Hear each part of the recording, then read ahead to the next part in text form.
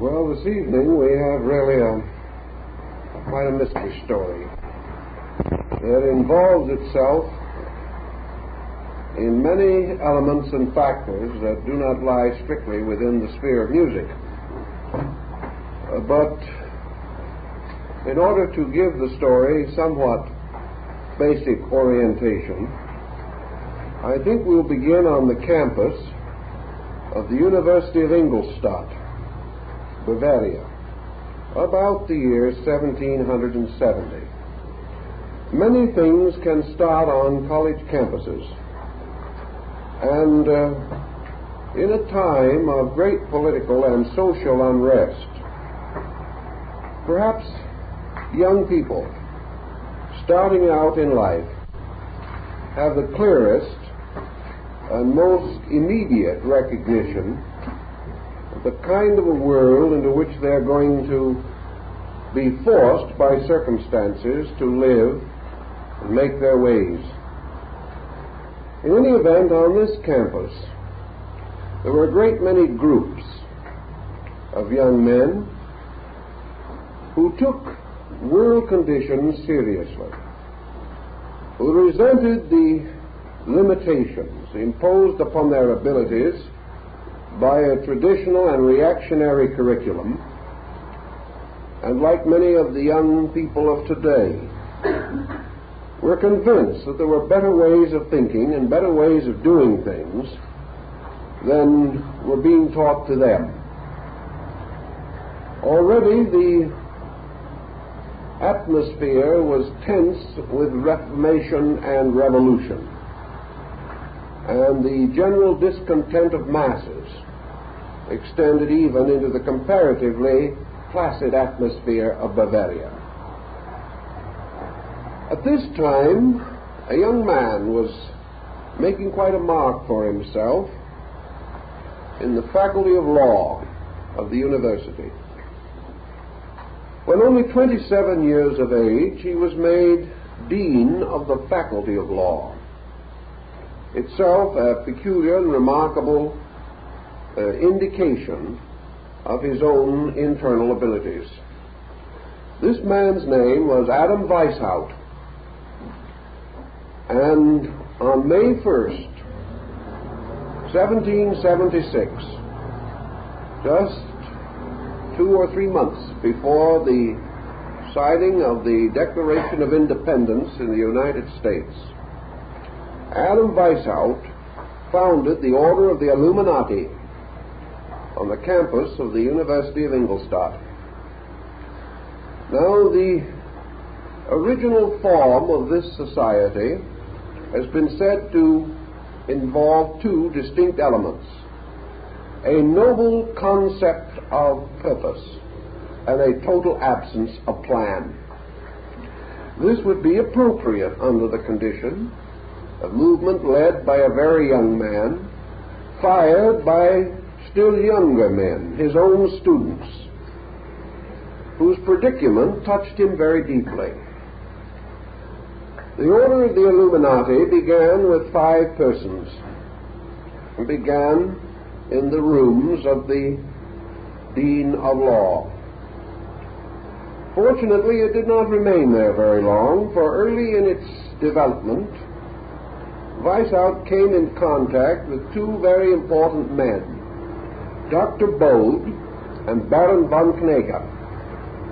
These 2 powerful intellectuals, leaders in their own worlds, fired with the concept behind this movement through their personal weight and their personal influence, and with a result that was to be quite outstanding and unprecedented. The study of the Illuminist order in its brief history, for it only survived a very few years, tells us that while numerically its membership was never large, the quality of that membership was reminiscent of the Almanach de Gotha.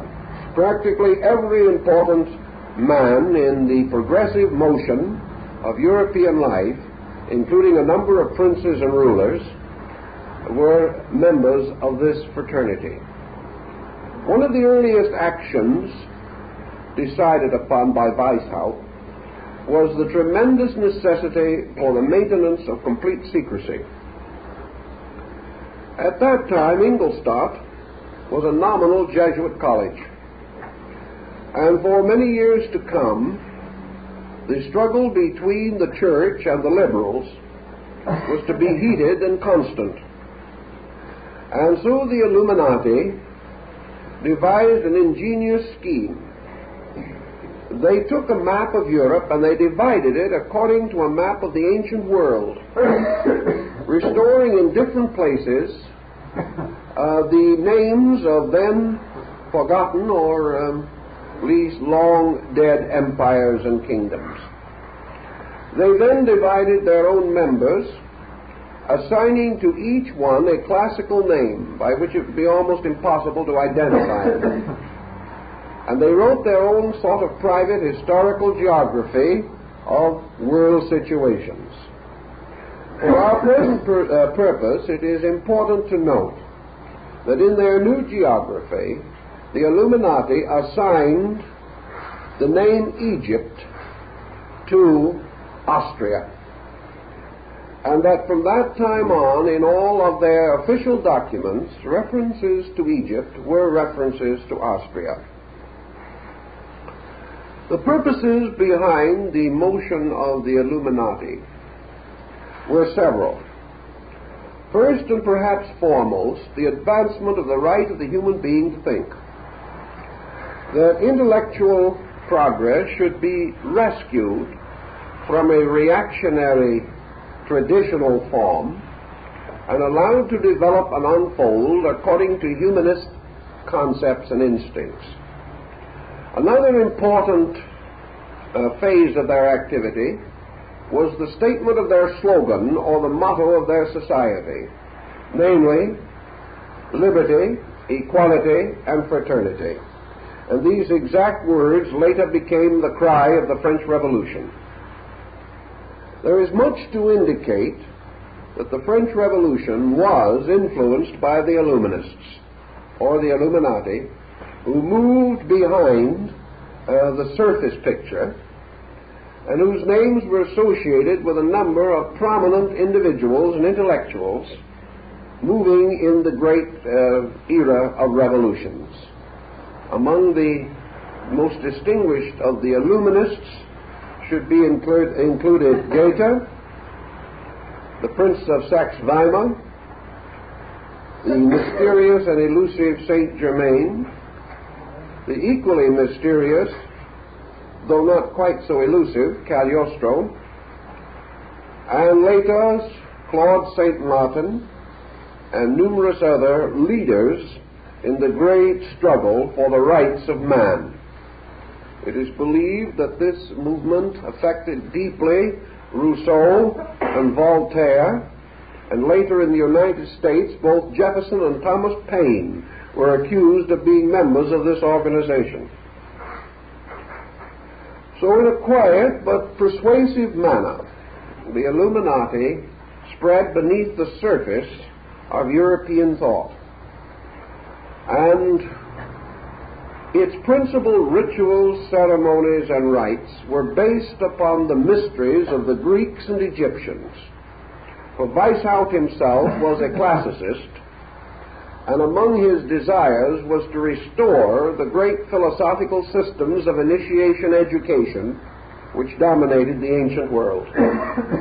He was unable to attain this end, but he still struggled valiantly toward it, and in their brief span, the Illuminati became a most disconcerting force in European politics, largely because they were so difficult to identify, and their presence was universally suspected, whether they were there or not.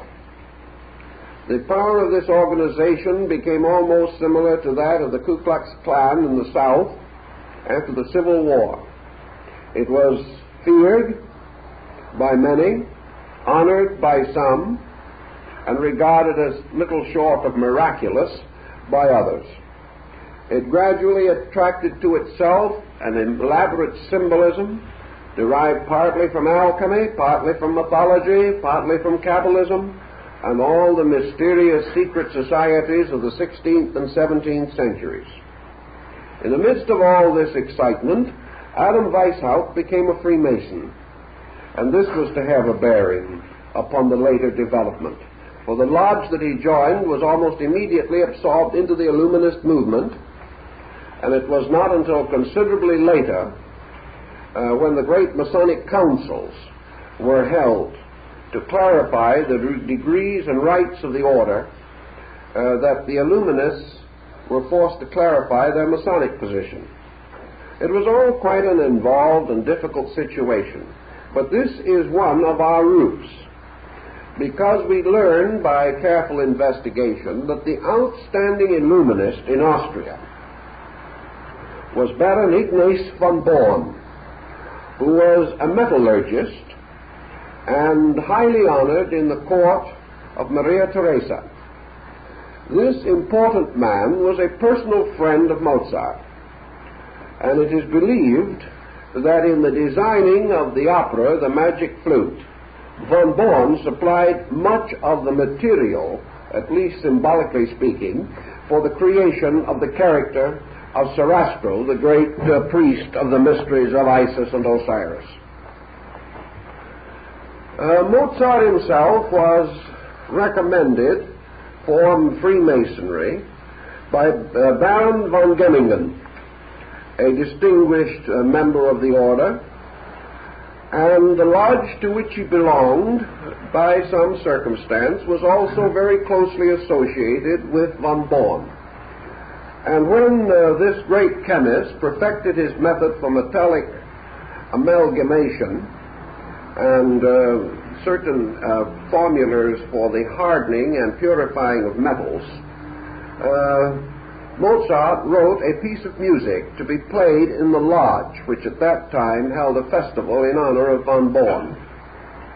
So we find that Mozart, Goethe, the Prince of Saxe-Weimar, Knege, Bode, and later the man who was entrusted with the development of the story of the Magic Flute, Schekeneder, were all members of the Masonic order. This has certain bearing upon our problem, but we will pause in this direction for a moment and go back into another interesting byway that leads in the same general direction.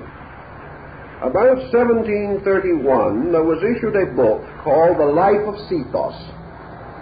Incidentally, we have a copy of the rare first English edition of this work in our library for anyone who wishes to consult it.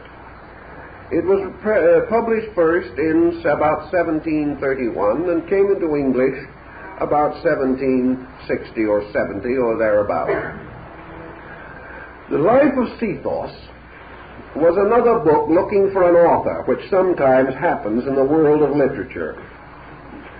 Many suspects were advanced, but no one was ever finally decided as the guilty for the perpetration of this volume.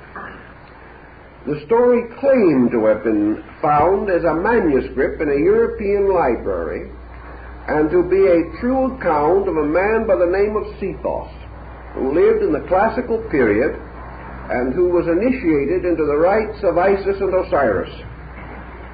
The third book of Sethos deals, therefore, largely with the ritual of initiation, centering upon the passing of Orpheus and Eurydice through the rites and rituals of the underworld.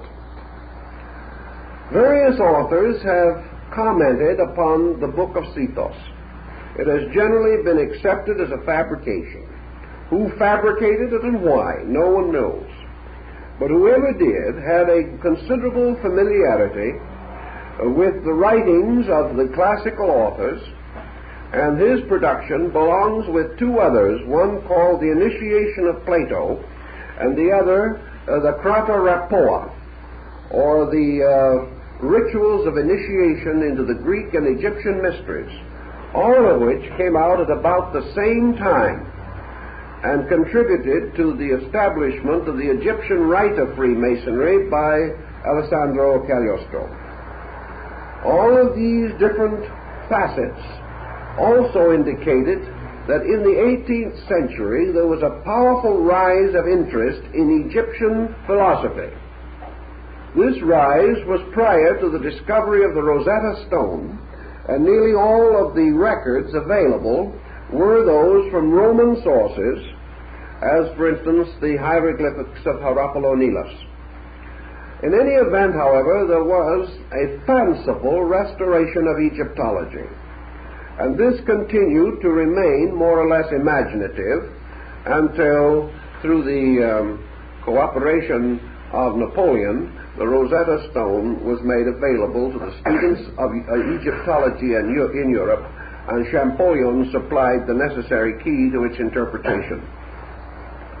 So we have the Book of Sethos, probably itself originating in one of the secret societies of Europe. Written for a distinct and definite purpose, this purpose very close to its ultimate adaptation by Mozart. These elements, then, seem to tell us something of the background of what has sometimes been referred to as Mozart's comic opera. This is a bit of an exaggeration, for there is nothing really less comic than the concept or the purpose behind it.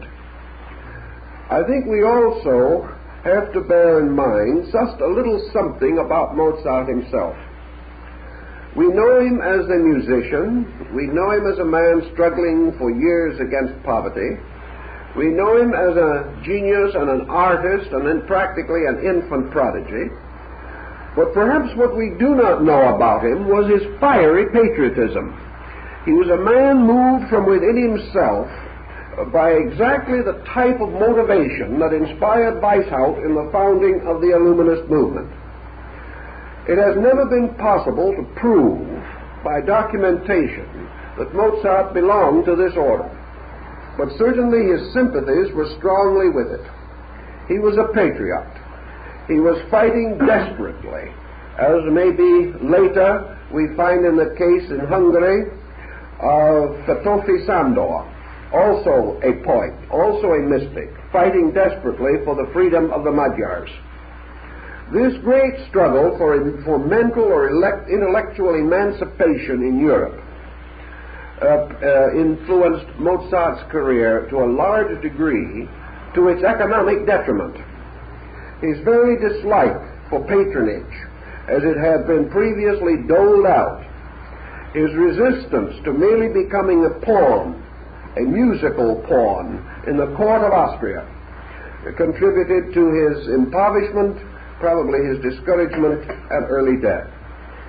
But we know Mozart was a person of great humanitarian convictions, and perhaps in the story of the Magic Flute he has summarized or brought together the choicest of his reflections, and with the assistance of those who cooperated to make the project possible, he was able to fit together a very convincing and very wonderful allegory. It is also noted in the libretto of the Magic Flute that while mysteries, symbols, and even occasional Masonic emblems appear and are used, there is not one single line of the opera that can be considered in any way an expose of Masonry. Evidently, Mozart, being himself under the obligations of the craft, was exceedingly careful and conscientious in producing a fantasy that was essentially Masonic and yet without any direct bearing which might be regarded as an expose of Masonry. Now, the interpreters of the story have a variety of possible selections upon which to base the purpose of the opera itself. Perhaps it would be well, therefore, to point out that at that time Masonic lodges in Austria were having a rather bad period. Maria Theresa was violently opposed to the order. but her son Joseph II was himself a Mason. And this brought the controversy directly into the royal household. Maria Theresa is known on one occasion to have visited a Masonic lodge and attempted to break it up by introducing troops, soldiers, detectives, and other personnel from the state. At that particular time, her own son was in lodge with the brethren and had to depart hastily through a back window. All of this might indicate that situations were a bit tense at that time. In fact, after the comparatively liberal reign of Joseph, the Austrian Masonry may be said to have almost completely vanished. And for nearly a century, there was no Masonic activities under the Black Eagle of the Habsburgs. So the situation of Masonry was precarious, and Masonry at that time was being tied very closely to the revolutionary spirit rising in Europe, and associated very closely with the determination to improve educational opportunities for the people and to advance democracy and what Paine and Rousseau so aptly refer to as the rights of man. This situation is more or less involved in Mozart's personal life and considerably involved in the story of the magic flute. We know that this also was not Mozart's only Masonic contributions. He prepared short pieces of music based even upon the themes of Masonic ritual. These were played by the lodge, and the lodge to which he belonged paid his widow a small amount of money for the rights to his Masonic music after his death. This small amount of money, relatively nothing, constituted the major part of his estate. For even to this day, the grave of Mozart is unknown because he was buried in Potter's Field. The mourners were so few that even the spot remained unidentified, and his wife was traveling in a distant region at the time. So Mozart, as far as his own physical life is concerned, lived a very difficult and sorrow-laden existence. But there was a tremendous spirit within the man, which was revealed not only through his music, but through his humanitarian instincts and ideals. So now perhaps we have laid some foundation for a more careful examination of the story itself. The story of the magic flute is a comparatively simple one, but it has a number of interesting minor involvements. In the first place, it deals with a romantic fairy tale situation, derived in part from the mythology of the ancients, especially the abduction of Proserpine by Hades, which of course ties it directly to the Eleusinian mysteries of the Greeks. In this story, as it is presented in the opera, a handsome young man, the eternal hero of the world, Prince Tamino, wanders mysteriously and strangely into the domains of the Queen of the Night. Now, the Queen of the Night rules over a fanciful world, and in this world, which is much of the world of Grimm and Andersen, many strange and miraculous things can happen. And while Prince Tamino is wandering in this region, he is attacked by a great serpent. This great serpent pursues him, and as the young prince is unarmed, he finds grave difficulty in escaping, and gives up all hope that his life will be spared, when three mysterious maidens, called genii, appear, armed with spears with silver points. These slay the serpent, even while the prince himself lies unconscious from exhaustion on the ground.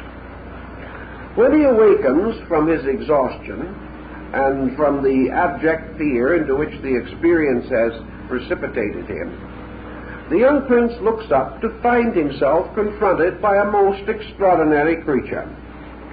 This creature gives the rough impression of being human. But actually the parts of his body are covered with bird feathers, and he jumps around and makes strange sounds and noises and seems quite the clown and quite the eccentric. He is Papageno, a mysterious being who is more or less of a fool and a buffoon.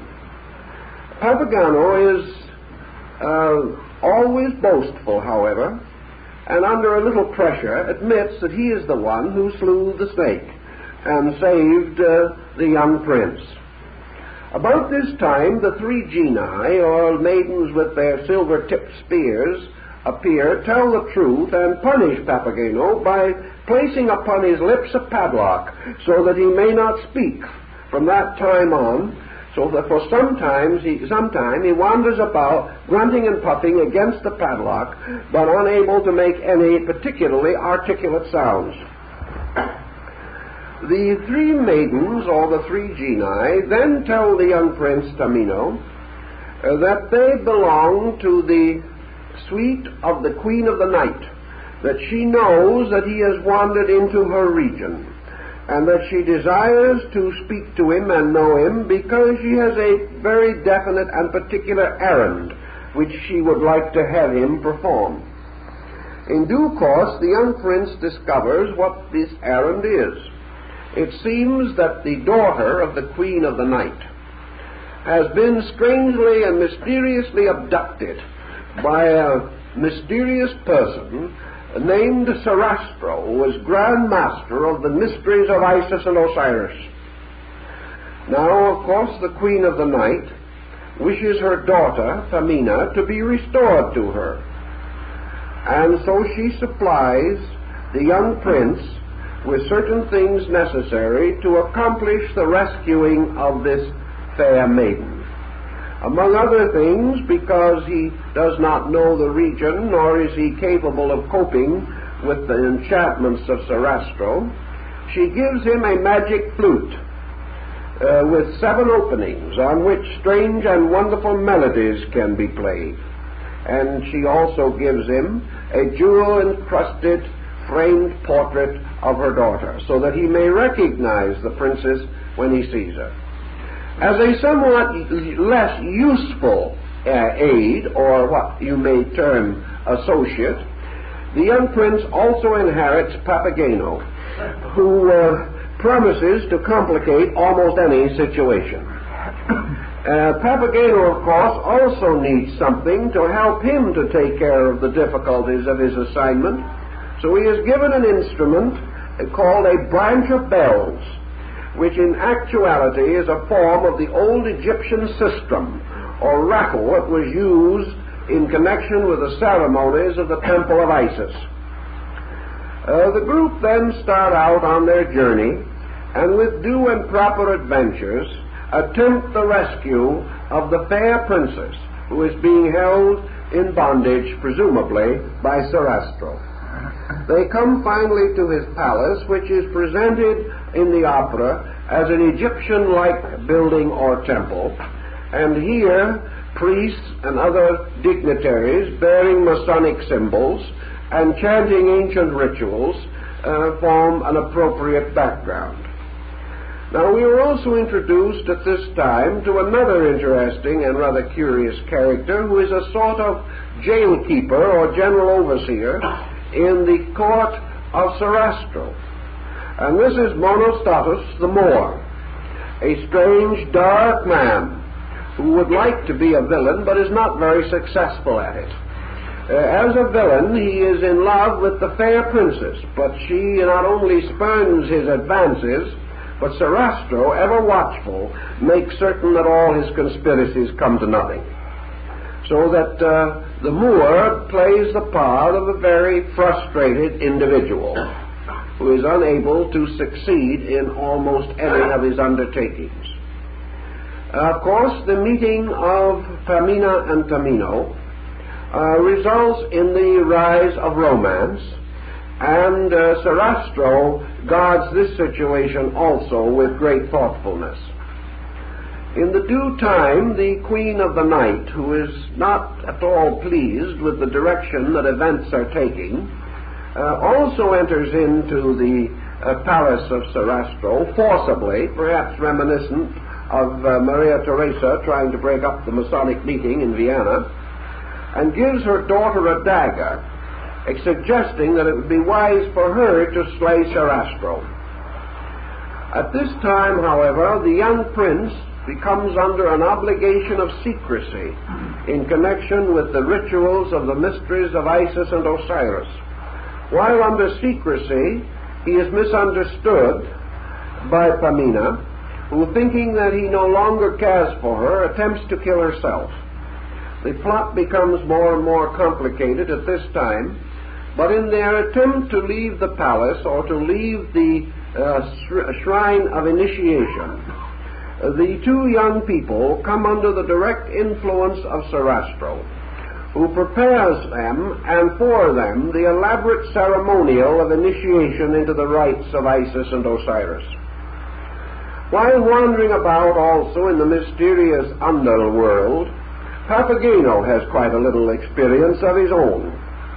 He has only one great desire in life, and that is to find himself a feathered mate of mentality and nature similar to his own. Because he is quite an eccentric, it looks very doubtful if he'll ever succeed. But in this underground and subterranean region of mysteries, he is confronted with an ancient witch, or hag, who is about as little what he demands as anything could possibly be. She is a horrible creature, but with considerable force of character. She points out that unless he will consent to marry her, he will never leave the underworld alive. This is a very direful situation, and leaves poor Papageno, who is no hero at any time, with very little choice. In due course, however, it proves that this strange witch-like person is really a good spirit in disguise, because suddenly the old hag is transformed into the feathered mate that Papageno has been seeking all the time, and they, of course, have a joyous union, and all goes well with them. In the meantime, the rituals of Isis and Osiris are arranged, and the two young lovers pass through the strange ceremonies of the underworld. The stage for this is very beautifully set. And when the curtain rises, the tests of the elements are revealed. The stage is so divided that it has three doorways, one in the center and one on each side. The side doors are grated, covered with bars, and behind the one on one side is seen flames rising and smoke and combustion, whereas on the other side, behind the door, is seen streams of water, like a great waterfall flowing from an unknown source. Between these doors and the central entrance are high columns surmounted by figures in armor. It is a very impressive scene. Pamino and Tamina, the young lovers, are able to pass through the initiations because he plays constantly upon the flute, and because of the music of the flute no ill can come to him. Having therefore passed successfully through the flames and through the tests of water, the young lovers pass through the central door. The scene changes, and they are in the great chapel temple of the mysteries.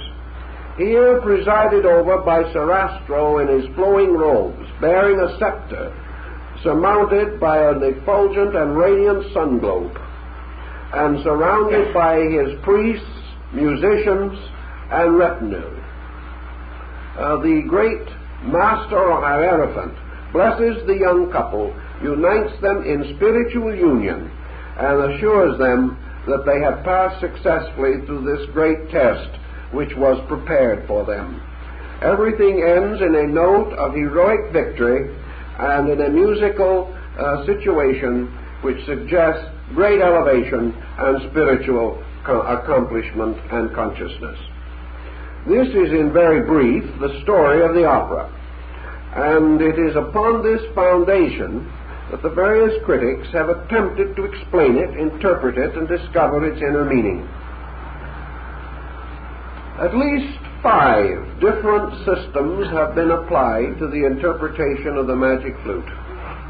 These cover almost every phase of contemporary life and philosophical abstraction. First of all, it has been assumed, for example, that the Queen of the Night represented definitely Maria Theresa. This concept is extended also into other phases. The young prince, Tamino, is believed to be Joseph II, who was in favor of and a protector of Masonry in Austria. By this same concept, Pamina is the Austrian people whose salvation and redemption the young prince is determined to advance. Sarastro is a combination of masonry, science, knowledge, education, and reason, representing practically all of the forces of the new humanism and the spirit of progress and liberation, which is to initiate the people of Austria into psychological and even literal democratic living and thinking. In this same concept, the black Moor, Monostatus, becomes the symbol of the Jesuits, which at that time were regarded as particularly difficult because a certain man under their influence by the name of Hoffman was responsible for scandals against Masonry which caused the closing of the Austrian lodges. Therefore, he is believed to have been personified in this drama or in this concept. Thus, the drama would be very largely an unfoldment of the political life of the time. But it is quite improbable that such exhausted Mozart's original intention, because he certainly used a favorable situation, because in many respects, the more the interpretations, the more numerous the viewpoints, the more certain the real meaning could be concealed, because it was always possible to blame it to this or blame it to that, and keep it away from those who might otherwise be moved to act against it in a powerful and organized manner. As a fantasy, it could be produced and presented, where if the same remarks had been made in a severe literary style, the author would probably have been subjected to extreme punishment, imprisonment, or exile. Now, when we go into this question a little further then, we realize that the entire drama, derived in part at least from the life of Sethos, does go back to a certain degree into the rituals of the old mysteries, where much more than contemporary politics would be considered. We recognize under the veil, therefore, of the Queen of the Night, the ancient goddess Cori, or Ceres, who was the strange and peculiar patroness of the harvest and of the rituals of food and plenty and the home, and to a great degree the entire normal or moral life of mankind. It was the daughter of Cori, Proserpine, who was abducted by Hades or Pluto and taken into the underworld. The abduction, therefore, could well parallel the abduction of Pamina, who was taken away by Sarastro, a strange person living in a darkened sphere or palace with subterranean abodes and mysterious places beneath it. This deity, of course, is also closely associated with Osiris, who after his martyrdom became lord of the underworld, and the rituals of the Osirian rites were nearly always practiced in subterranean caves or crypts or rooms under the temples. So here we have two phases of the god of the underworld abducting the fair daughter of the goddess of the night. Under the same situation, Monostatos plays very close to the Egyptian concept of Typhon, the betrayer, the false one, who was also referred to as dark and who was believed to have been a form of the Prince of Evil. These characters being variously distinguished, it becomes evident then that the young prince always represents the person, the initiate, the hero, the one to whom these adventures must naturally occur, and through whose regeneration and whose enlightenment represents, of course, the liberation of man himself. So we can have a new group of elements involved in this, which can go even as far as Asia, if we wish to, in search of a deeper and more mystical and metaphysical meaning for our story. In this same classification, Papageno comes in also as a form of the old deity Pan, the god of nature. And of course the sistrum, symbolizing the agitations of nature, as Plutarch says, could associate with him as well as with Isis, whose part also seemingly mingles with that of the Queen of the Night. So we have quite a complicated situation, which calls perhaps for an interpretation on a level of Greek metaphysical philosophy. This is perfectly reasonable, inasmuch as it was dominating the Illuminists of the time, particularly von Born, who was brought in consultation on the development of the opera, and quite possibly was very close to the soul of Mozart himself. When on one occasion Goethe was told that the magic flute was little better than a fantasy, he replied quietly, "It may seem so to the average spectator, but not to those of us who are initiated." And he seemed to be very clear in his statement of this point. So now we have an interesting concept to build upon. The Egyptians divided the universe into three essential parts. One was a universe of spirit, or of eternal life, the abode of the gods. One was a sphere of matter, which, as in the case of the Platonic philosophy in Greece, was called the underworld. And between these two was the abode of heroes, or of those who had liberated themselves from darkness, or who had been born again through the rites of the mysteries. In Egypt, as in many other ancient countries, we find that Isis, as the mother of mysteries, as the great Diana, goddess of the Ephesians, the Multimamia, the universal mother, that this deity always represents the mystery school itself. She is the widow whose sons become the liberators and the golden hawks of light, who are to save the world. Therefore, the initiate was always referred to as the son of the widow, because Isis, wearing the weeds of a widow and with ashes upon her head, wandered about the earth, mourning the loss of her lord, the god Osiris. The mysteries, then, were nocturnal and subterranean, and consisted principally of an account of the wandering of the human soul in the underworld during the state of mortality or ignorance. Plutarch, in his Cave of the Nymphs, gives us another example of this drama, and part of the setting would almost agree with the great initiation scene in the Magic Flute. According to Plutarch, the Cave of the Nymphs, who might well be the three genii who appeared to the young prince, has two openings, one of which is the entrance and the other is the exit. From this entrance, steps lead downward into a crypt, and opposing upon the opposite side, steps ascend to an exit. And the gate of entrance is called Kansa. and the gate of exit is called Capricorn.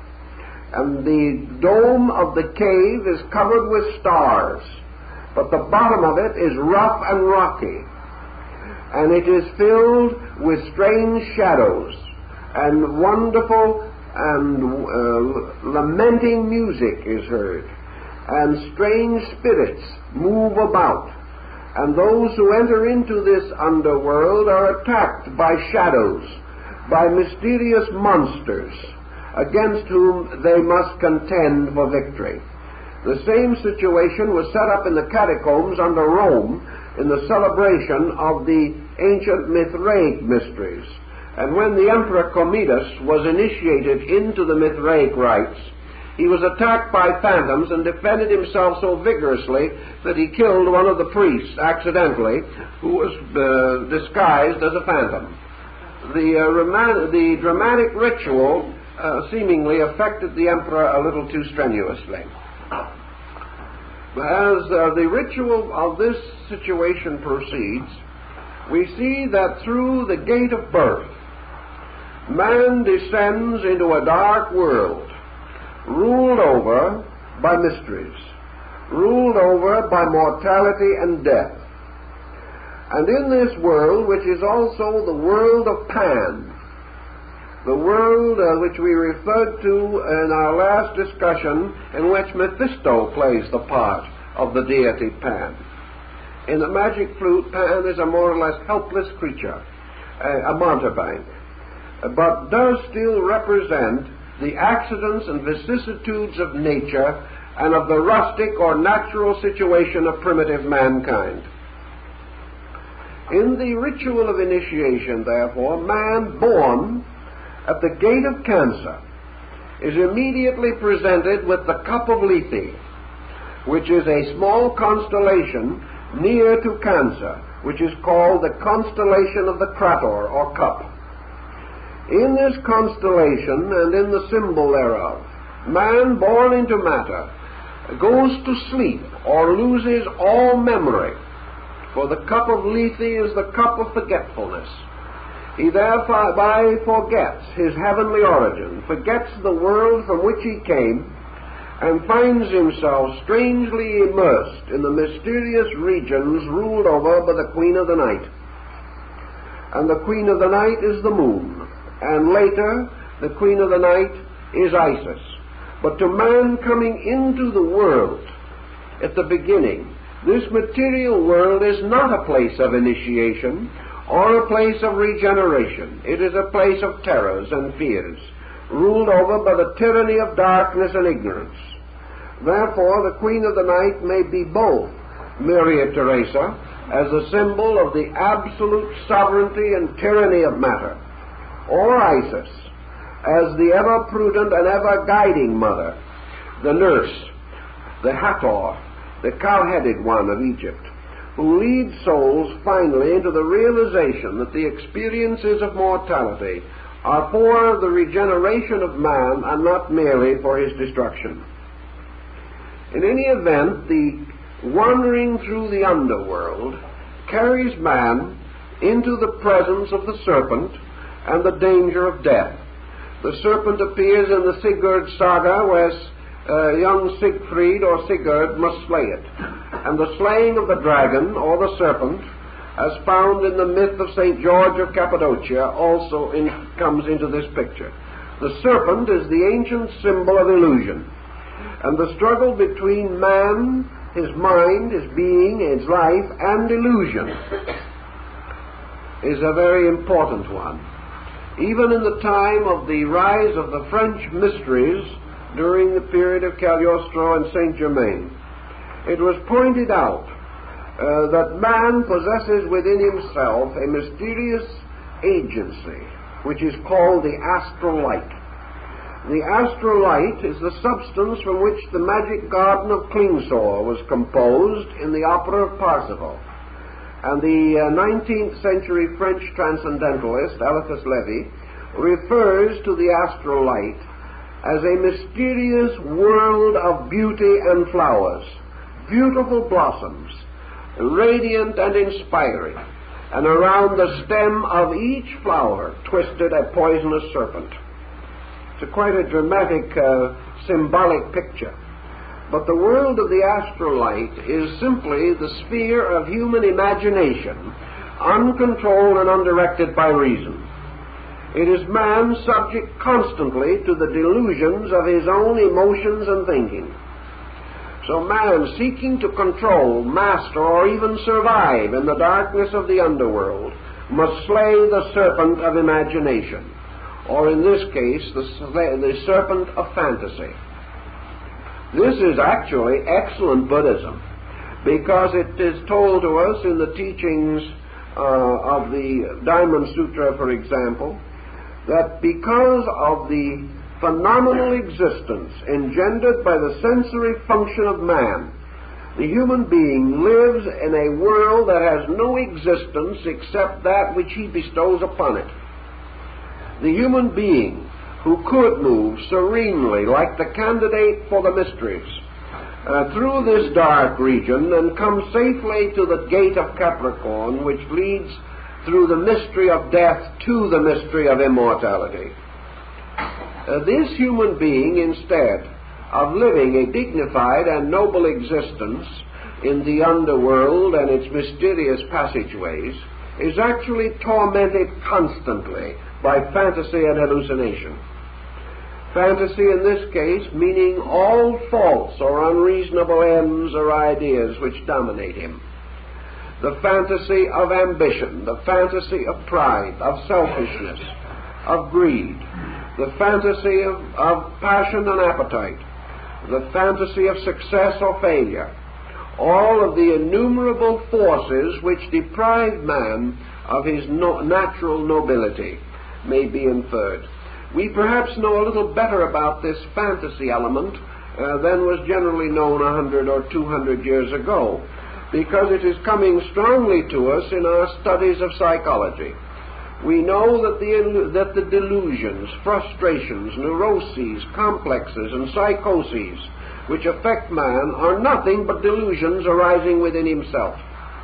His own false estimations of value, his own misunderstandings, his own natural instincts to be selfish, to create doubt and uncertainty, and his criticism, his jealousy, all of these things turning upon him like monsters, destroy his peace of mind and prevent him thereby from fulfilling the natural destiny for which he is intended. The three genii, like the three fates or the three norms, represent the dimensions of time. They also represent the intuitive powers by means of which man is able to be protected from these evils. In one system of interpretation, they are likened to the three graces, faith, hope, and charity, through the practice of which the dragon or demon is discomfited and the serpent is killed with the silver-tipped spears. Also in this lower world, man discovers another kind of creature, Papageno. This creature has never lived anywhere else and represents the natural and rustic nature of primitive man. Here the truth seeker discovers, for example, that the world around him is filled with people who do not particularly wish to know anything, not interested in seeking truth, but interested only in finding a mate like themselves and settling down and living out their lives. They have no ambitions of any importance, no aspirations. They do not know how to tell the truth, and in order to control them at all, a padlock must be placed upon their lips. They represent a primitive type of materiality, which also is to be found lurking in this subterranean world. And this materiality divides itself in the nature of man. For as Goethe says in his Faust, there are two souls within man. One to the heaven aspires, and the other in the earth suspires. And many people, many interpreters, have held that Papageno represents the lower octave of the hero himself, representing compromise, comfort, and all these things which would lure the individual away from great and noble purpose.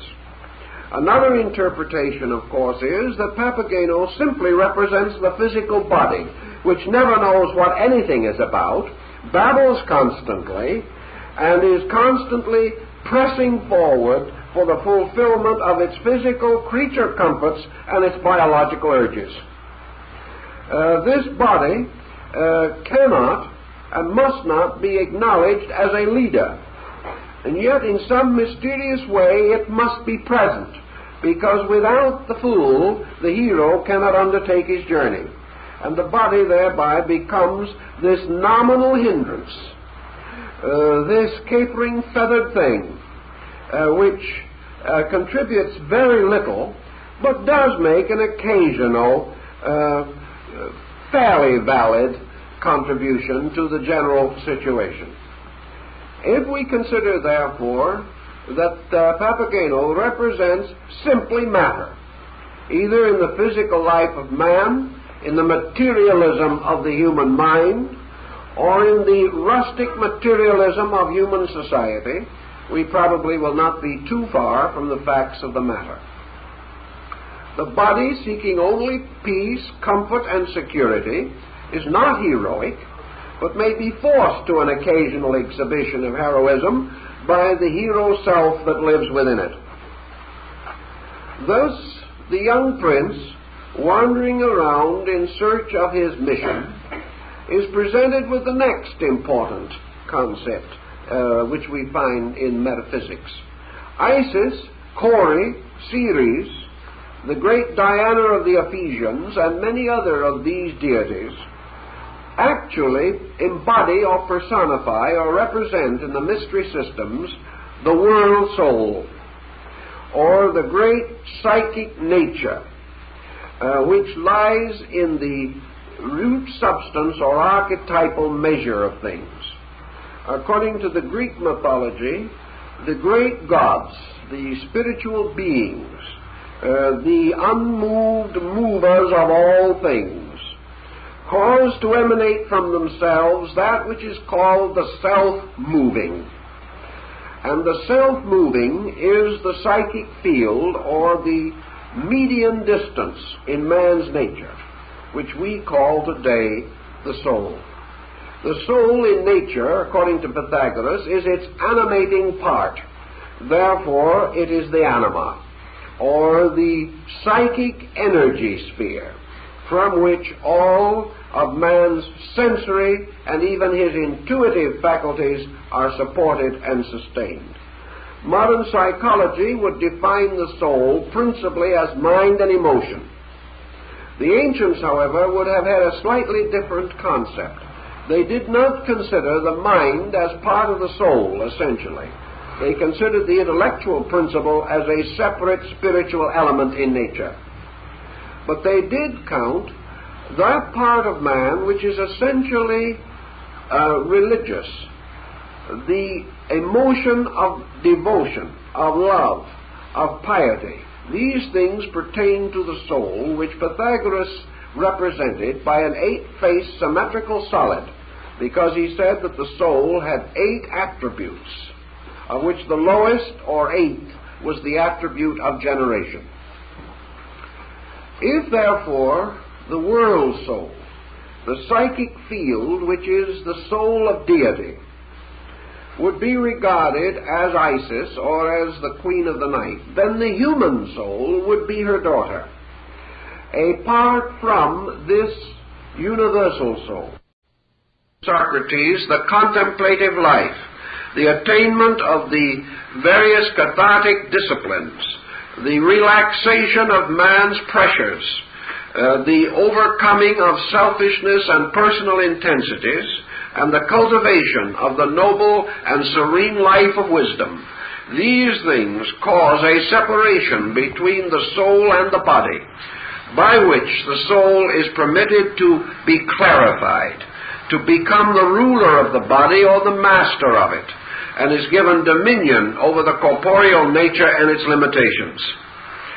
Thus it is said that by death the body is violently separated from the soul, but by initiation into the mysteries, the soul is gently separated from the body.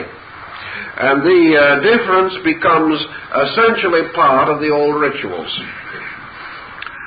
If then we consider the hero to be the spirit purpose, the will of man, resolved to rescue his own soul from its subterranean abode, we can see why, entering into the regions of Sarastro, that the drama should be concluded by what appears to be an irrelevant ceremony.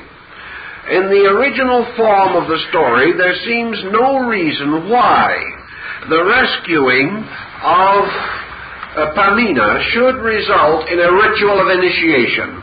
It is not particularly indicated as necessary. The point, of course, is that there is no way out of the underworld without the mystery of initiation. There are only two ways out of matter: violent through death, gentle through wisdom. That which is violent, however, is a separation of the body from the soul, but is not in any sense a relieving of the soul of the burden of worldliness. Death takes man out of the world, but initiation takes worldliness out of the man, and these two are vastly different things. Buddha points this out in his doctrine of rebirth, stating that the loss of body has no essential effect upon consciousness, for consciousness must be rescued by a direct act of volition and not by an accident of death. In other words, death is the common accident of man, but immortality is attained only by a purposeful intent and is never attained accidentally. And again we can remember the lines from Faust: how closely linked are luck and merit, doth never to the fool occur at either wise man's stone. I swear it, the stone had no philosopher. And that is the concept again in the magic flute. So in spite of the fact that probably neither the hero nor the heroine had given any particular consideration to the matter, Sarastro, as master of the mysteries, realizes that the only escape of these two into the philosophic empire is by the mystery of initiation. And it is also only in that way that they can overcome the temporal power of the Queen of the Night. And the Queen of the Night, to the very end, seeks to frustrate this end, because representing mortality, she also presents her demands. And her demands are that man shall leave this world only by death, indicated by the presentation of the dagger. The Queen of the Night also wishes to dispose of the high priest, Sarastro, who stands between her and her physical control of the universe. For there is only one thing that stands between mortality, as we know it, and the mortal state, and the attainment of self-illumination or discipline, and that is the ritual of initiation, represented and impersonated in the Hierophant of the Mysteries. For the master of the secret of the transformation from one world to another is the Adept King, the Hierophant, or the Initiate Priest. He is the possessor of wisdom, and wisdom forms the living bridge or ladder by which man ascends out of the world of darkness. And the song of wisdom, the glory of it, the importance of it, and to a degree its social significance, will be found in the lines given to Sarastro in the opera. So Sarastro, as the initiator, becomes again Gurnemanz, the old knight, the Merlin of King Arthur, everywhere the principle of wisdom, which is to lead these two young people through the mysteries of darkness and ignorance to the final attainment of a spiritual security. The power of Monostatus, the black Moor, or the adversary, is said in this analogy to represent the lower emotional body of man. So we now have a series of factors in which appetite, greed, and ambition, the physical propensities of man, seek to also control the soul, to adapt the energy of the soul to their own purpose. In other words, the dark Moor seeks to possess the soul for itself. This is also carried in another way in the story of Samson, who is, of course, a symbol of the Sun Man, the young hero prince, as in the operatic story. This Samson is blinded and bound to the millstone of the Philistines, which represents psychic energy or spiritual strength or force bound to materialism and caused to perform the physical activities of a materialistic way of life. Therefore, whenever we speak of ambition, whenever we speak of schemes, stratagems, conspiracies, and spoils, whenever we think of men who, like Cassius, have a lean and hungry look, we are recognizing the perversion of soul power in which the psychic strength of human nature has been caused to enter a state of bondage with the lower emotional nature, so that the psychic powers of man are used to injure man, hurt man, or destroy man through selfishness. The soul, thus bound to the lower world, would be said to be captured by the Black Moor. However, Sarastro, wisdom, will not let this take place. And whenever the Moor thinks he has accomplished his end, Sarastro, or true wisdom, works a conspiracy which frustrates it. Thus man, in his search for reality in the ritual drama, has the devil's advocate, but he also has the faithful guide and leader, his Virgil, who is to conduct him and assist him through the mysteries of the underworld. The magic flute, of course, abridges somewhat the great initiation rites of the elements. These initiation rites are found not as much in the very early sources as they are in the later restorational material. During the period from about the rise of Kabbalism in Spain, under the Moors, by the way, through the Rosicrucian Hermetic cycle, into the Illuminists, and finally into the works and rituals of Saint Germain and Cagliostro, we find the initiation of the four elements taking quite a place. And very shortly after the publication of the Life of Sethos, there was an important Masonic text issued which also described these initiation rites, and they are found in the Krata Rapports, another fanciful restoration of the Egyptian mysteries. These represented the passage of the neophyte through the four elements to represent victory over earth, which is the physical life, water, which is the vital or psychic life, fire, which is the emotional nature, and air, which is the mental principle. These four initiations, therefore, are man learning to control the four vehicles or bodies which he has at his disposal, the physical, vital, emotional, and mental bodies. His victory over these bodies is achieved by his victory over the principles which they represent. The victory over materialism is therefore the initiation of earth, represented primarily, usually, by the subterranean location and sometimes by the burial in a stone sarcophagus, which is appropriate to the principal symbolism of earth. Transition through water, or the crossing of a flooded stream, or as in the case of the Druid initiate Taliasan, who is sent out to sea in an open boat without oars, which he must control by his will. The initiation by water represents the purification of the vital principle, as representing particularly the purification of the generative power of man.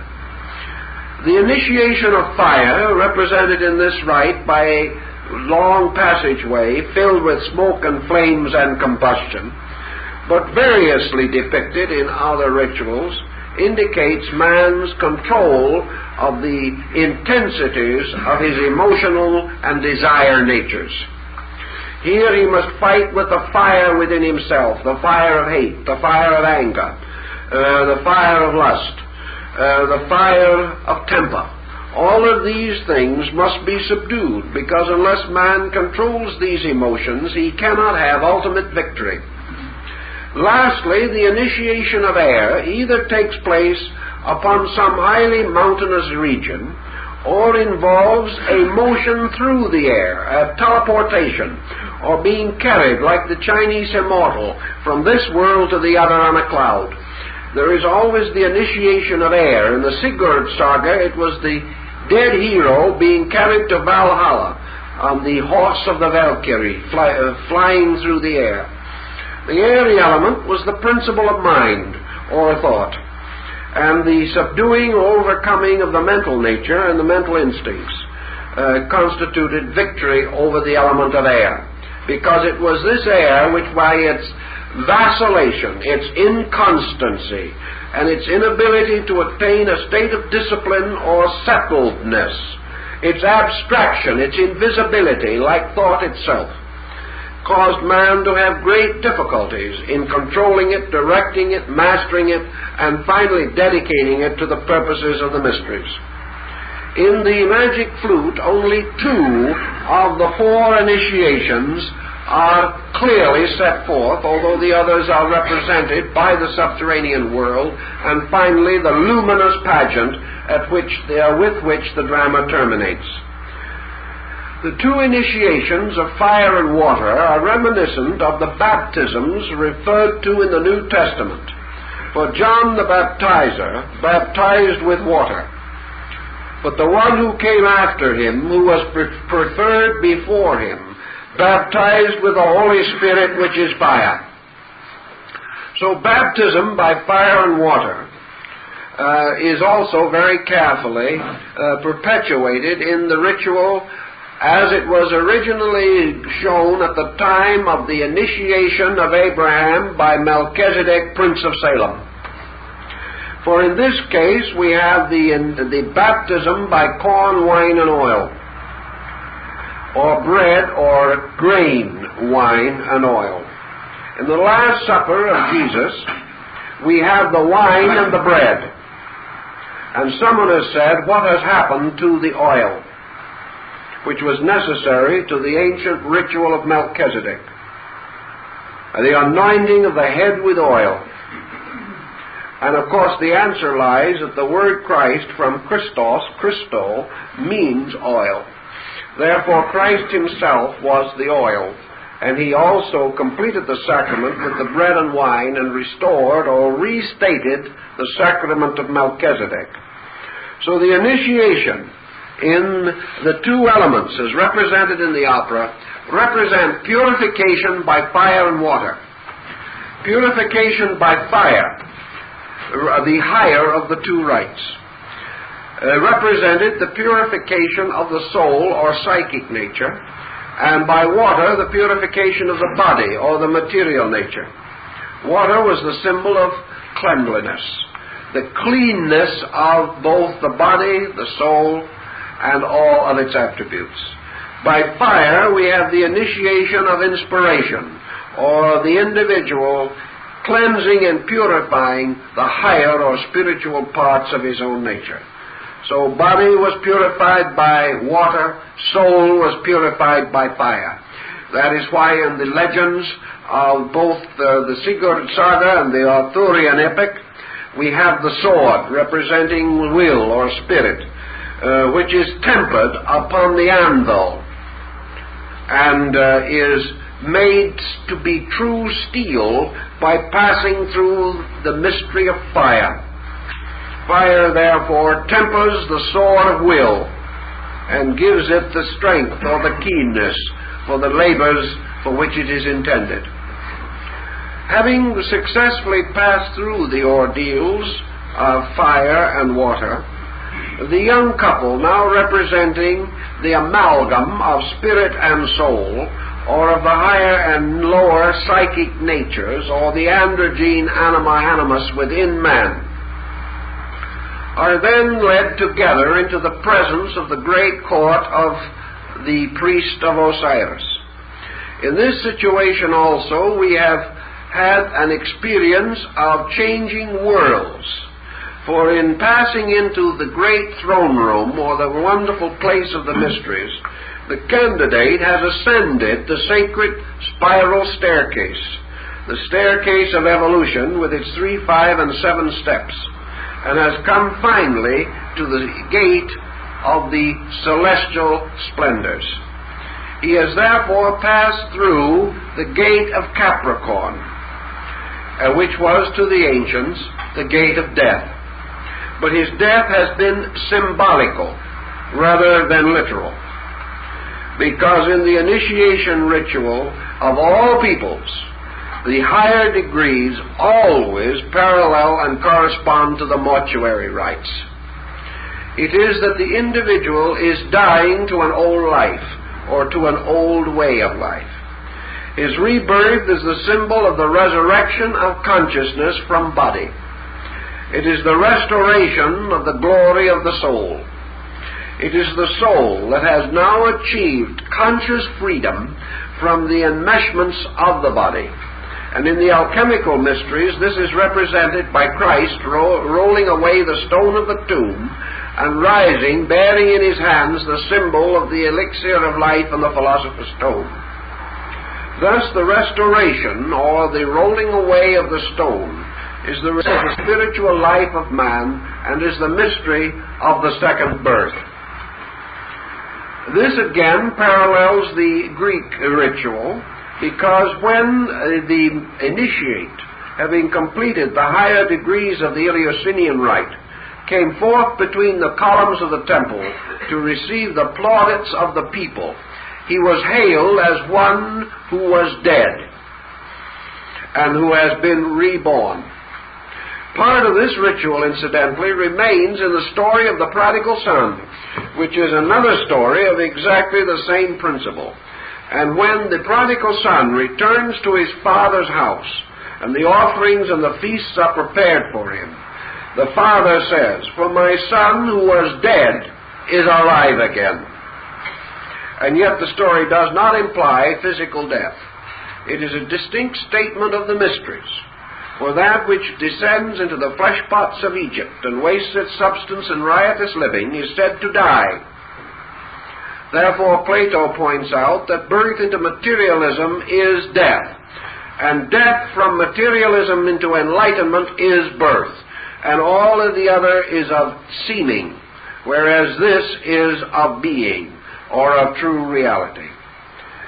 It was consequently customary in the Greek period and in the Egyptian period to refer to an initiate as one twice born, or thrice born.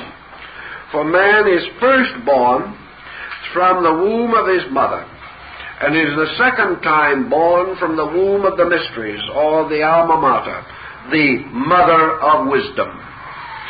And this thought, of course, is conveyed in the Hermetic tradition, where Hermes is referred to as the thrice-born one, or the thrice greatest, and in honor of that was given the title Trismegistus, meaning the thrice greatest, or the thrice-born one. So the young couple, representing the reborn spiritual life of man that has passed successfully through the testing of the initiations and rites, the couple is then brought into the presence of Sarastro, who, representing reason, illumination, knowledge, is also the personification of the secret doctrine itself. He bears in his hand a tall scepter-like staff, surmounted by a golden orb, and from this golden orb rays of light in the form of golden lines spread out and form a kind of nimbus. He is therefore a symbol of the spiritual sun, the same one that is described by Apuleius in his Metamorphosis, where he says he saw the sun shining at midnight in the ritual of the mysteries. The Sarastro, therefore, now becomes the symbol of the sun in the midst of the glorious universe of truth. His temple, his world, represents the new age, the coming world, the world of light, and also the restored kingdom of truth upon the earth. And it is to the Illuminists and some of this group that we are indebted for this very interesting and powerful concept. Namely, that the so-called kingdom of heaven is actually symbolical of the kingdom of brotherly love, or human fraternity, which is established here on earth, and the establishment of which is the goal of the great system of the mysteries, and has been this goal since the dawn of time. In other words, the great throne room in which the final rituals are given represents perfected human society, ruled over by the philosopher king, dominated by the reign of reason, perfect in all things, and in passing, Weishaupt's great concept of the restoration of education through the restoration of the mysteries and the great systems of spiritual apprenticeship. Now, the name of the story, of course, the name of the opera, is derived from the magic flute. Therefore, perhaps we should pause for just a moment and see what all this flute is about. Because, like the musical instrument of Orpheus, it seems to have an interesting history. The Orphic lyre had 7 strings. The magic flute had 7 notes. And this flute is, of course, the same one that is carried by Krishna in India, and upon which he plays the mysterious melodies which charm the gopis and cause the shepherd maidens to dance in their circle of 12 around him, as symbolical of the zodiac moving in its sacred dance around the sun. This also is the mysterious instrument of Shiva, for either as a flute or as a veena with 7 stops or frets upon it, this instrument, according to the Hindus, represented the monochord, or the great chain of vibratory harmonics that unites heaven and earth. Pythagoras describes it as the monochord of the world, with its lower end placed in the element of earth and its upper end at the sphere of the fixed stars, and the orbits of the planets and elements as frets dividing the chord. So that from these divisions came the great harmonic and enharmonic intervals of music. This music of the spheres, this mysterious musical instrument, has a number of interesting meanings. One of the most simple of these meanings, of course, is the human spinal cord, with its 7 mysterious tones, or chakras, or gates, through which energy ascends and descends, as in the legend of Jacob's ladder.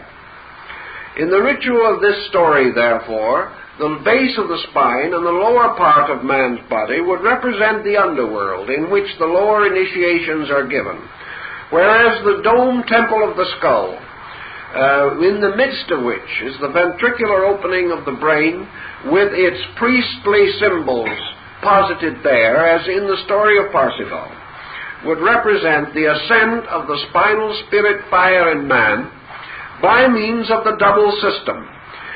This double system is a very interesting and curious thing, for through the spinal cord itself, through the 6th ventricle, moves the Sushumna Nadi, which begins at the base of the spine as the serpent of evil that must be slain, and later ascends through this spinal cord to be referred to apparently. Now, this is a possible extension of meaning, but it seems to be indicated, namely that this is the mysterious Christos, or fire power, which, if it be lifted up, shall draw all men unto it.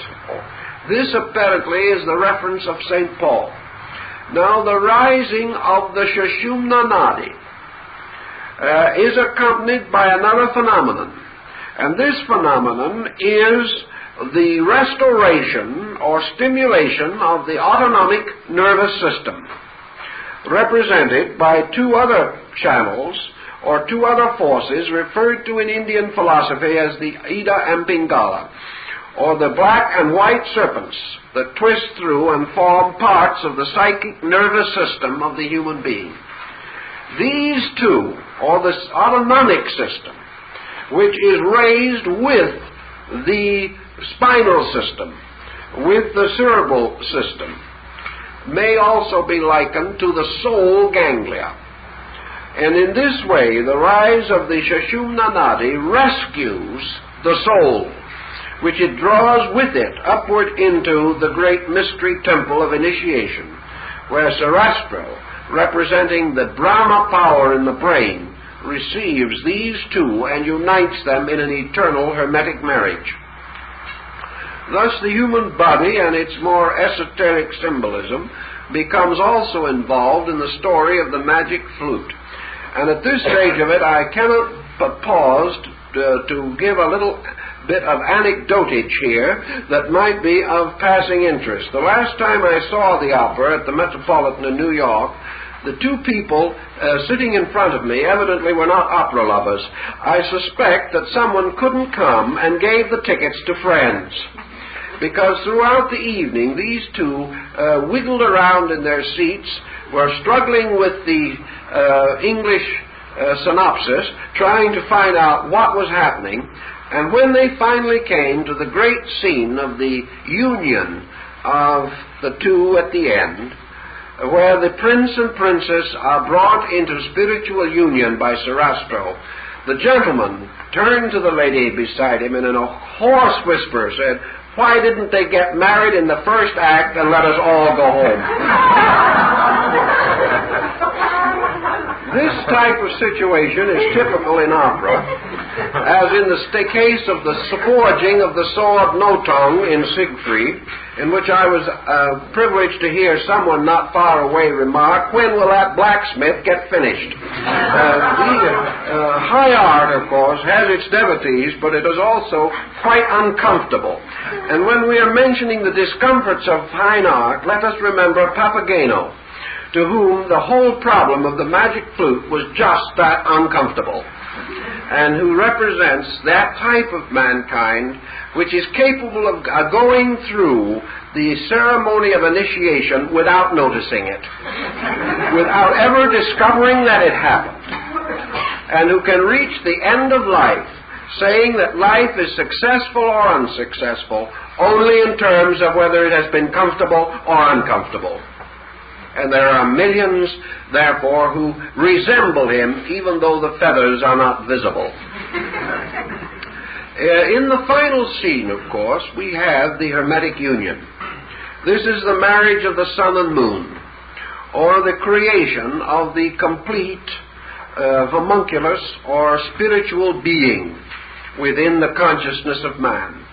Here we have the polarized opposites uniting in eternal union to produce the spiritualized and intuitive power of man's over-perception.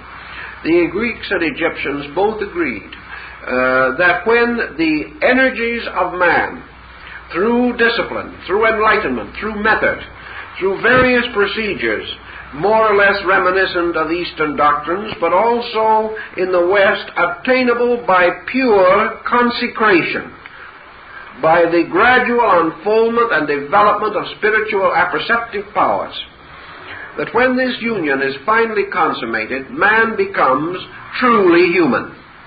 Up to that time, he is only potentially human. He does not attain to his ultimate and complete humanity until, according to the ancients, he had received initiation. The ancient sacred number was 12. And this number corresponded to the divisions of the circle, or the great cycle of the labors of Hercules, which we call the zodiac. Man at birth is born after 9 months of prenatal conditioning and preparation. For this reason, the Chinese celebrate his first birthday when he is 3 months old, because to them the prenatal epoch is part of the first year of life. But man, it is said, to achieve true birth must pass through 9 months in the womb of his mother and 3 degrees in the womb of the mysteries.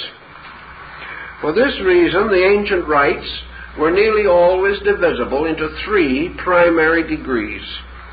And these degrees represented man's ultimate mastery over the material, psychical, and spiritual mysteries of his own existence. He thus became master of body, soul, and mind, or body, mind, and spirit, according to the divisions of a particular group. But the same implication is always involved. Man, by the mysteries, becomes human. He becomes human in the fact that there is then no deficiency left within him, and that his purposes, his ideals, his principles, his understanding are all truly human. And the Greeks, Egyptians, and Hindus have given us certain definitions of this human state. That man as a human being must abide in a world unique to himself. He can no longer accept the illusion of matter. He can no longer be controlled by the elements of the physical world. He is described as living in the world but not of it, because he has discovered that his true destiny and his true nature lies not in the achievement of material things, but in the perfection and unfoldment of his own internal resources. Therefore, the true man is the man who lives to grow, to serve, to do, whereas the ignorant or mortal man is the one who lives to accumulate and exploit and variously pervert the universal energies around him in life. So the animal man abuses, the human being, the true human being, uses, and by right use sustains and justifies his own humanity. So actually, the mysteries were not conceived as producing essentially super people. They were not really producing a higher order, actually, because this higher order was the true man. And we find this in the German mysteries and the German mystics, where we find the references to the man of earth and the man of heaven. And we find in the writings of Bamy the reference to the 2 Adams. That Adam, which is the parent of our mortality, and the second Adam, which is the parent of our immortality. And these are called the light and dark Adams, and they occur again in the rituals of the Kabbalah. For as Adam is the progenitor of mortal man from Adamus the species, so the second Adam is the progenitor of the spiritual man. And the second Adam is the initiate adept. He is the symbol of the one who is to be the teacher and redeemer and progenitor of the spiritual life of man. These peoples, therefore, possessed what they believed and held to be certain secret arts and sciences, which were communicated by degrees only.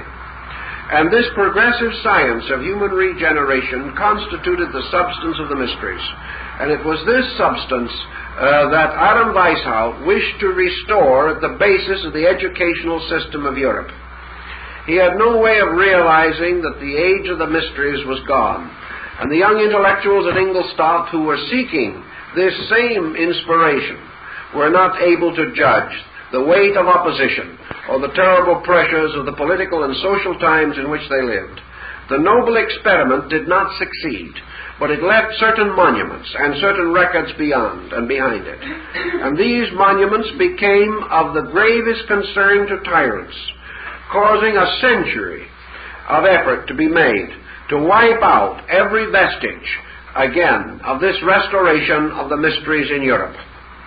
It was not possible or considered desirable to wipe out the magnificent music of Mozart or the wonderful opera which he built around this concept. It was very simple, therefore, simply to ignore or to deny its content. Let it remain as a magnificent piece of music. Let it remain as a fantasy, a wonderful tale drawn out of the Arabian Nights of the human mind, but not to remember or to recall that it was founded upon a great political experiment, and that Mozart himself was working for this very end, that man, humanity, the young prince and princess, should be led together to liberty. led to a better way of life, led to an opening of universal opportunity, and that ultimately the reign of wisdom would be established in the world. This was attempted in the French Revolution but failed. It was also attempted in the American Revolution, but the secret and priceless heritage of this experiment is still obscure, although we have constant evidence and consistent reminders that there was a purpose and a plan behind the formation of our Western way of life. We know that at one time George Washington was concerned over the Illuminist problem, and there were a number of groups in this country who used it as a political football.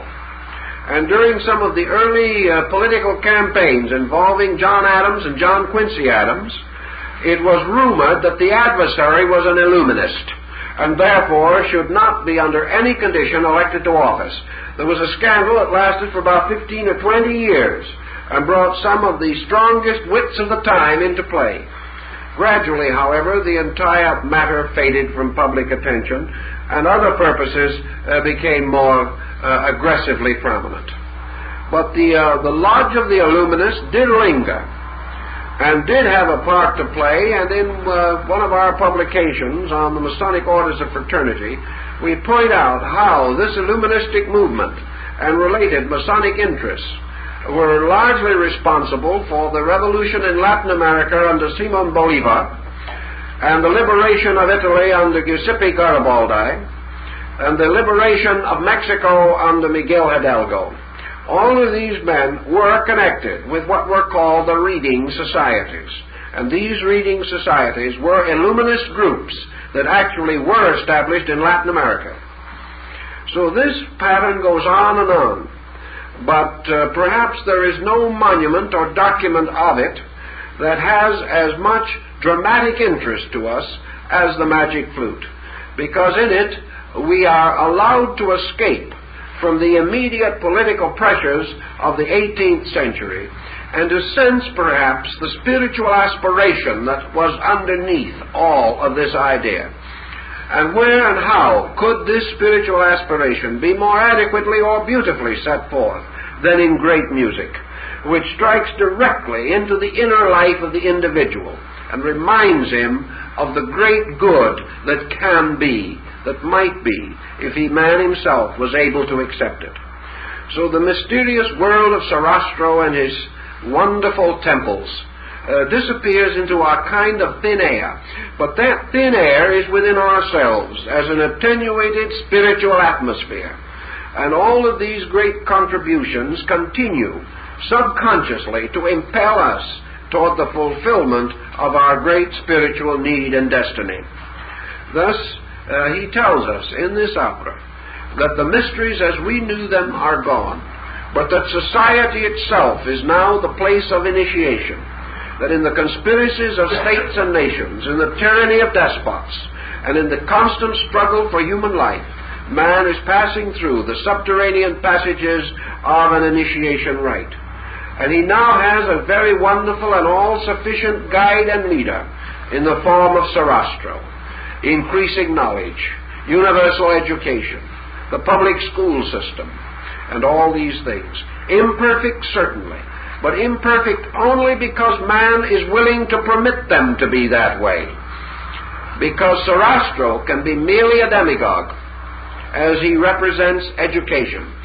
But if man will meet him, will retire into the rites and mysteries which he requires, wisdom will bestow its greater blessings. Man does not need to live upon the surface of knowledge any longer than he desires to. For the moment he has the necessary insight, he can penetrate that surface and come into the presence of greater and more noble realities and truths.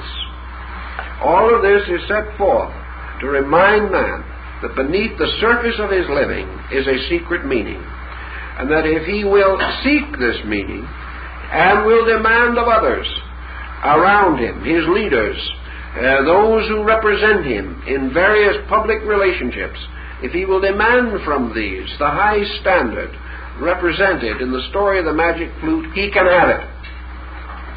but man must decide whether he is going to be the man or the mouse in this case. Perhaps more correctly, whether he will be the prince or Papageno, whether he will be willing merely to hunt for a mate and be satisfied completely with a physical existence, and satisfied also to shake away evil with his sistrum or his little stick of bells, or whether he will actually seek solution. If he is willing to seek solution, he can find it. If he is willing to follow the ancient road shown by Sarastro in the temple, and is willing to be led into the mysteries, he will then find beyond the better world the greater civilization, and he can build the restoration of the shrines of Isis and Osiris.